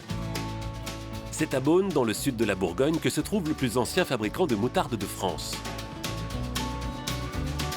Marc dirige l'entreprise rachetée par son grand-père en 1928. Ce fabricant haut de gamme ne représente qu'une petite part du marché français. Ici, on continue de travailler de manière artisanale. Là, on est sur de la moutarde à l'ancienne. Donc une fois le broyage fait à la meule de pierre, on obtient une moutarde qui est comparable à de la moutarde à l'ancienne.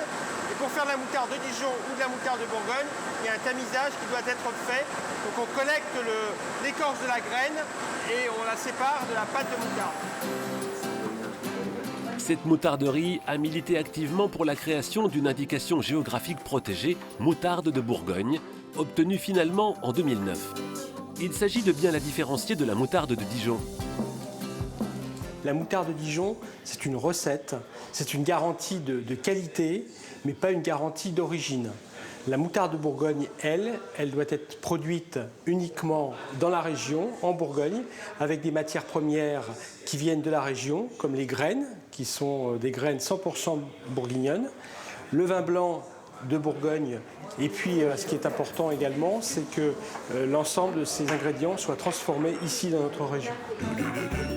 Ces dernières années, les fabricants rivalisent aussi d'ingéniosité pour diversifier leur production et proposent toutes sortes de moutardes aromatisées. Il y en a pour tous les goûts, au grand étonnement de ces touristes indiens. C'est bon. Mais c'est fort. C'est fort après quelques secondes. Il y a de la magie là-dedans. On utilise la moutarde pour assaisonner la plupart de nos plats indiens. C'est très différent de la façon dont vous l'utilisez ici. Mais c'est très intéressant. Normalement, nous, on ne mélange pas la moutarde avec d'autres ingrédients. On va peut-être en acheter pour les ramener à la maison et en mettre sur du pain ou sur le pain indien, les chapatis, pour tester de nouvelles saveurs. Dans son restaurant, le chef étoilé Keishi est lui aussi toujours à la recherche de nouvelles associations. Dans la cuisine de ce chef japonais, la moutarde a toute sa place. On a préparé des gazpacho de tomates vertes et miel moutarde. Keishi va accompagner son gazpacho de tomates vertes de tempuras de homard. Là encore, il utilise de la moutarde pour préparer les beignets. Et ça, ça s'appelle sang de moutarde. Ça, c'est l'écorce des graines. Le moutarde, ça ne supporte pas la cuisson. Donc c'est ça qu'on a mis des sangs de moutarde à la place de moutarde de Dijon. Keishi a découvert la moutarde lors de sa formation dans une école hôtelière française. Désormais installé à Beaune à la tête de son propre restaurant, il utilise ce condiment régulièrement. Il y a des belles acidités, très fraîcheur. Donc je peux utiliser la moutarde à la place de citron ou de vinaigre. Pour moi, c'était quand même important. On est en Bourgogne, parce qu'on a des bons moutardes ici. Et puis, j'aime bien les moutardes.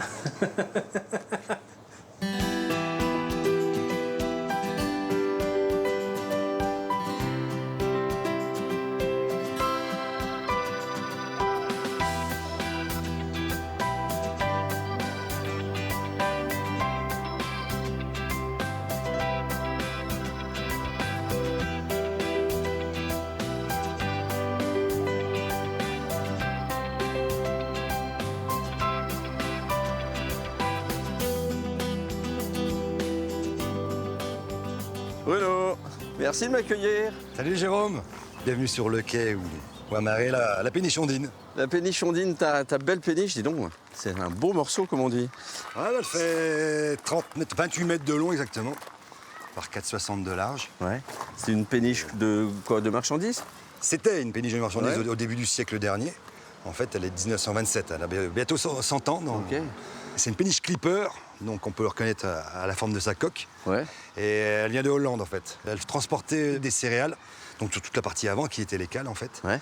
Et l'arrière en fait c'était le logement du marinier. Où maintenant donc j'ai aménagé cette chambre. Chambre d'hôte. Où je reçois des hôtes, dont toi aujourd'hui. Bienvenue à bord. Alors normalement on dit toujours permission de monter à bord.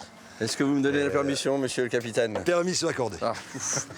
Alors fais attention un peu à tous les petits espaces. Donc Ouais, voilà, place de je pilotage. t'accueille à partir de la timonerie, oui, effectivement. Cette barre, dis donc. Donc, ouais, c'est un macaron. Donc, si elle est si grande, c'est pour avoir plus de facilité pour tourner la barre, pour que le gouvernail derrière bouge plus facilement. Je t'en prie, alors descends comme une échelle en fait. Ah, d'accord, à l'envers. Et voilà. Ah, c'est super bien aménagé, dis donc. Tu remarqueras que rien n'est droit. Le plafond n'est pas droit, le sol n'est pas droit, les murs sont pas droits. Même le lit, t'as l'impression que tu vas tomber toute la nuit du lit, mais non, en fait, il n'y a que lui qui est droit.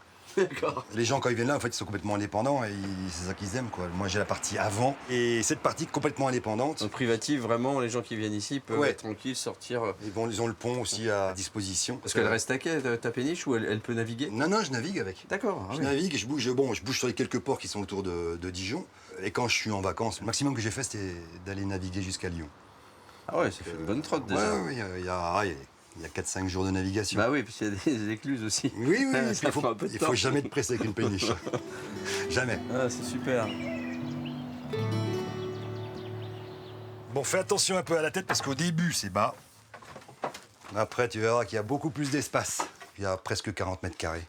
Ce bateau, pour moi, il a presque une vie. J'adore travailler dessus et puis essayer de la rendre de plus en plus belle tous les jours après jour. Je la retape petit à petit. Ouais. Et ce mode de vie, d'être en péniche, c'est quelque chose que tu as depuis longtemps?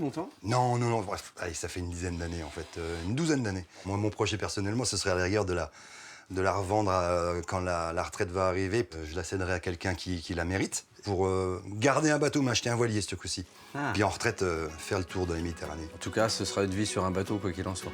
Je pense, ouais. Ouais, ce sera difficile autrement. Donc.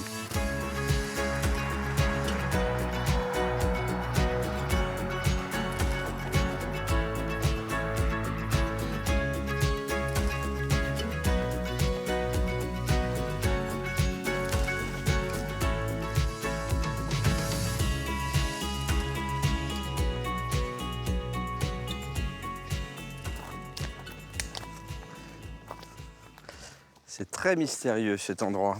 Tiens, on se croirait un peu en Louisiane. C'est étonnant, ouais, ces mousses-là, une forêt. En fait, c'est l'hygrométrie, la température qui est plus basse en fond de combe comme ça. Mais je connais pas beaucoup l'endroit comme celui-là. Quand tu regardes, comme c'est fait, c'est assez remarquable. C'est sur un demi-hectare. Donc, ouais, on pourrait presque être dans une forêt primaire, presque. On n'attend plus qu'un dinosaure qui sorte de là-dedans. Fais gaffe derrière. Il y a des bonnes odeurs en plus là. Hein. Entre le buis, les sureaux et autres plantes, il y a même certaines plantes aromatiques qu'on peut trouver. Mais on peut trouver tout ça par ici. Il y a même des espèces étonnantes. C'est-à-dire? C'est notoire, hein, c'est connu, ça a été même rendu public. Il y a un lynx qui a été photographié, vu par plusieurs personnes sur la réserve ici et en Côte d'Or. Ouais. Il est apparu depuis quelques années. Ok. Il y a 2 lynx qui sont connus sur le département. Ok. Officiellement. Dis donc. Oh, il y a un point de vue là. Ouf. Ouais. Dis donc. C'est assez sympathique ces falaises là. Eh ouais, là c'est pareil, on peut y observer du faucon pèlerin ou du hibou grand-duc. Ouais, c'est abrupt, dis donc. Ouais, tu vois, il y a un beau point de vue là.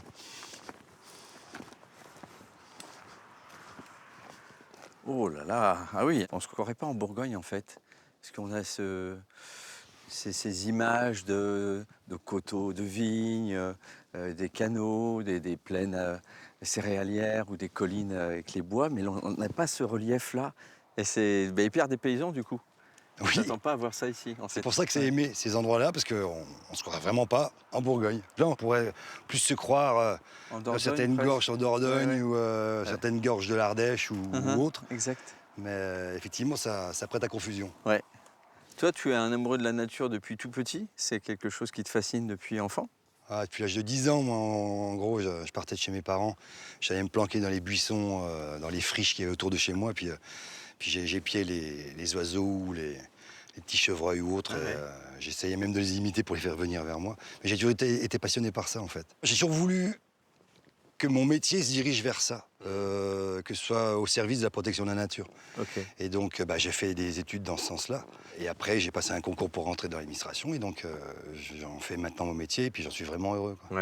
C'est une manière de m'évader, donc, et puis de me rapprocher donc, de mon mode de vie aussi, le fait de vivre dans une péniche, d'être près de la nature, etc. Évidemment, puis cette liberté, la péniche le permet aussi. L'indépendance, la liberté, c'est vrai que... Pouvoir bouger comme ça. C'est vachement important pour moi.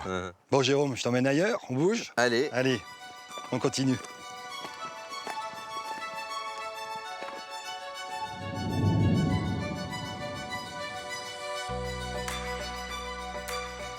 Voilà, Jérôme.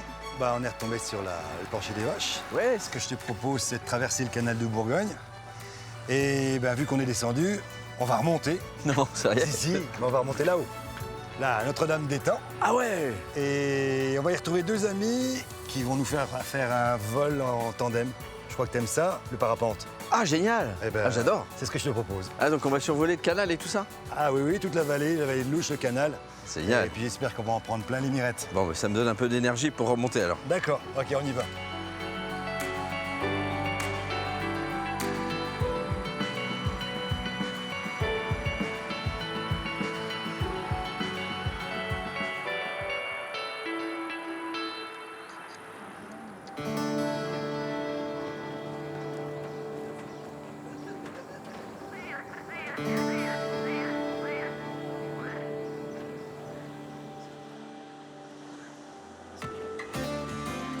Bon, du coup, il faut qu'on récolte chou blanc, chou rouge et chou frisé. On va en prendre 2 de chaque. Tous les matins, Romain et ses collègues travaillent dans les jardins aménagés le long du canal de Bourgogne. Employés par une association d'insertion professionnelle, ils sont formés au maraîchage. T'en as trouvé des plus gros de ton côté? T'aurais peut-être celui-là. Donc le chope avec la racine que tu me... Ouais. Et au passage, tu pourras prendre le brocoli qui est ici, qui s'est perdu. Après des expériences dans la restauration et une période de chômage, Romain prend plaisir à travailler la terre. Il est orienté sur cette structure-là, qui m'a permis de retrouver goût au travail, parce que j'avais quand même perdu confiance en moi. Je me suis bien plu ici, et ça fait que là, c'est mon 2e contrat, c'est des contrats de 6 mois. Du coup, ça m'a permis d'apprendre un peu plus de choses sur le terrain et d'avoir un peu plus de responsabilités. Ce programme allie solidarité et souci de l'environnement. Les jardins ont été créés selon les principes de l'agroécologie. Au-delà de faire de la production de légumes et de fruits, on essaye de valoriser les écosystèmes, en tout cas de les dynamiser, en plantant des arbres, en semant des fleurs et en créant des zones favorables à la faune. Ça va nous aider dans notre production à avoir de bons insectes, des bons oiseaux, ce qu'on appelle les auxiliaires au jardin. Depuis 2019, l'association dispose de plusieurs parcelles autour de l'écluse 61. C'est l'un des projets retenus par Voies navigables de France, qui gère le canal de Bourgogne, afin de revaloriser près de 70 maisons éclusières vacantes. Un cadre de travail bien différent de ce que Romain a connu auparavant. Bosser le long du canal, c'est super agréable. Déjà, il y a le canal qui va rafraîchir un peu l'air. Du coup, on a moins chaud que si on bossait en ville dans un restaurant ou autre. Et d'avoir des cultures qui évoluent au fil du temps, c'est franchement bien. Et puis, c'est vraiment valorisant de bosser ici. J'apprécie beaucoup. Alors, donc ça vous fera 9,96 € s'il vous plaît. Les maraîchers du canal proposent une partie de leur production en vente directe, 2 fois par semaine. Une brune ou une blonde? Cela contribue à redynamiser ce coin du canal quelque peu oublié. Il n'y avait plus grand-chose dans le coin, oui. Et puis surtout au niveau du commerce, c'est plus pratique. Et puis les légumes sont vraiment jolis. Jolis, bons. Au moins 1 ou 2 fois par semaine, on va se promener, on va regarder l'évolution des plants. Des fois, on pique une fraise en passant. Et puis... Le reste de la production est vendu aux épiceries et restaurants qui leur commandent régulièrement des produits frais. On va livrer un nouveau client, c'est un restaurant qui s'appelle Omaki, qui va ouvrir très prochainement. Ce restaurant est situé dans une maison éclusière qui connaît elle aussi une seconde vie. Hop, bonjour. Livraison d'écluse à écluse. Merci beaucoup. Bah, de rien. Puis bon courage pour l'ouverture. Hein. En tout cas, c'est ça, c'est vraiment sympa ce que vous avez fait. Hein. Ouais, ça va être... Ça a l'air bien cool. Hein. Une association culturelle dijonnaise a été retenue pour reconvertir ce site en guinguette culturelle. L'endroit va ouvrir au public dans quelques heures. Bah là, on doit faire transformer l'endroit, la terrasse, pour que les gens puissent manger, s'asseoir, manger. On va en faire un lieu artistique, de spectacle, mais aussi d'art plastique, de résidence, de littérature, etc. Et on va faire aussi un lieu touristique, donc un lieu où on peut accueillir les touristes, les Dijonnais qui viennent se promener le long des berges du canal. Il a fallu des mois de travaux pour réhabiliter le lieu. Les membres de l'association ont pu compter sur l'aide de nombreux bénévoles, dont certains sont venus en voisin, comme Gérard. En fait, j'ai vu qu'il y avait un appel à bénévoles pour venir retaper la maison et de redonner vie à ce lieu. Et comme j'ai trouvé une équipe très sympathique et que le but était quand même intéressant, je me suis inscrit certains jours en semaine, puis je suis là ce soir. Le soir de l'inauguration, habitants de Dijon ou des petites communes alentours, jeunes et moins jeunes, découvrent le nouveau visage de l'écluse. Premier verre entre amis et premier concert au maquis. On a eu la curiosité de venir voir ce qui se passe, voilà. Et comme l'endroit en plus est hyper champêtre, ben, c'est un côté sympa dont on n'a pas forcément l'habitude à Dijon. Je trouve ça super chouette que le long du canal, il puisse y avoir ce genre d'endroit. En tant que musicienne, parce que je trouve que c'est un super endroit pour venir jouer, pour venir écouter de la musique en plein air, en buvant un coup. Et aussi parce qu'en tant que maman, je me dis avec mes enfants, je peux passer et puis m'arrêter et puis trouver des belles surprises ici. Donc ça, c'est plutôt chouette. Moi, ça me réjouit.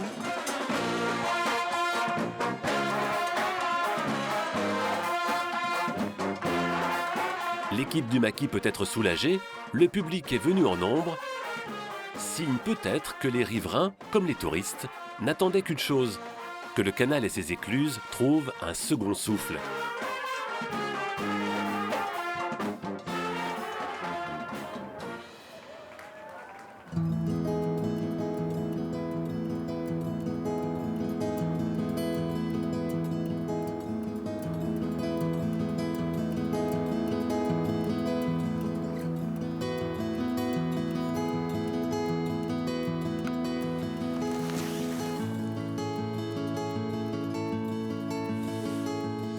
Eh ben Jérôme.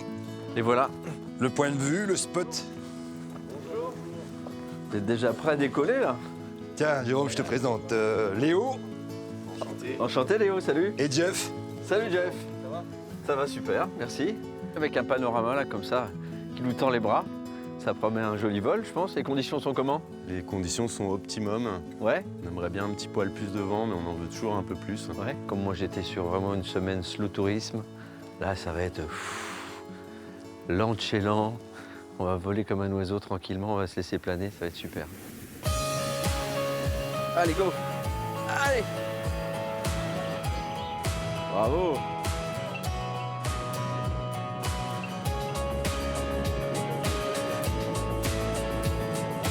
Devant, j'imagine.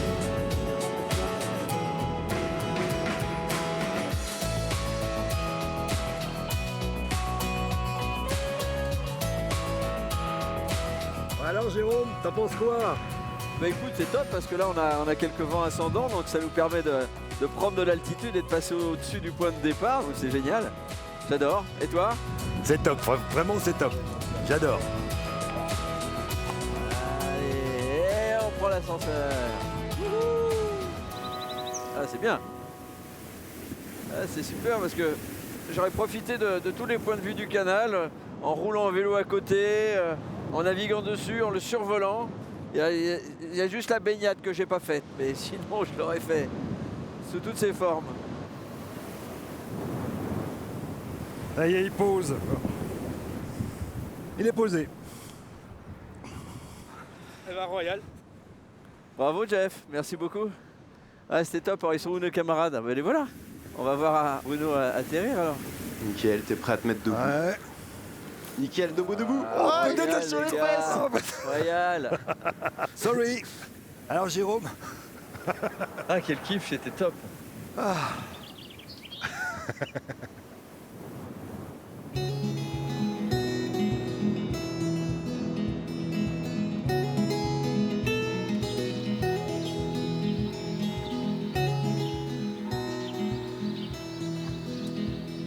Voilà, mon séjour se termine, qu'on l'arpente à vélo, à pied ou en bateau. Eh bien, la Bourgogne est un territoire que l'on aime découvrir en prenant son temps. On aime découvrir notamment ses paysages variés, de ses reliefs en passant par sa campagne. Pour son patrimoine également, j'ai sincèrement redécouvert cette belle destination grâce à ce rythme contemplatif. Et je pense que de temps en temps, c'est intéressant de traverser des territoires, de traverser des régions de manière très sereine et en respectant l'environnement, c'est-à-dire aussi dans ses moyens de locomotion, être le moins impactant possible sur la nature. La Bourgogne réunit tous les atouts d'une destination dite slow touristique, une tendance en plein essor actuellement qui privilégie la qualité aux dépens de la quantité et qui surtout privilégie un tourisme durable et responsable.